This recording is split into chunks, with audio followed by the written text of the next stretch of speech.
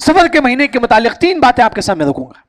پہلی جو بات ہے، سفر کے مہینے کے متعلق کوئی فضیلت حدیث سے ثابت نہیں. دوسری جو بات ہے، سفر کے مہینے میں لوگ سمجھتے ہیں کہ منحوس مہینہ ہے. حدیث میں آتا ہے کہ لا سفر، اس سفر کوئی منحوس مہینہ نہیں ہے، ایک عام مہینہ ہے سفر. تیسری جو بات ہے، لوگ سفر کے مہینے میں بڑے بڑے کام نہیں کرتے ہیں، شادی بیاہ نہیں کرتے ہیں. دیکھیے غلط بات ہے. اگر آپ تاریخ پڑھیں گے، آپ صلی اللہ علیہ وسلم کی شادی خدیجہ رضی اللہ عنہ سے کس مہینے میں ہوئی؟ سفر کے مہینے میں. جبکہ آپ صلی اللہ علیہ وسلم صفیہ رضی اللہ عنہا سے شادی کب کی؟ سفر کے مہینے میں. یعنی کہ لوگوں کا جو تصور ہے سفر کے مہینے میں شادی نہیں کرنا ہے، سب غلط ہے، یاد رکھیں. جبکہ آپ صلی اللہ علیہ وسلم نے شادی کی ہے سفر کے مہینے میں.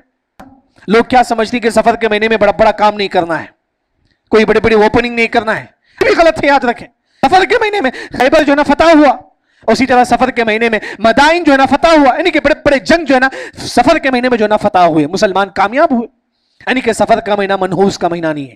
یہ جس طرح عام جو زندگی ہے اسی طرح ہم زندگی گزاریں گے.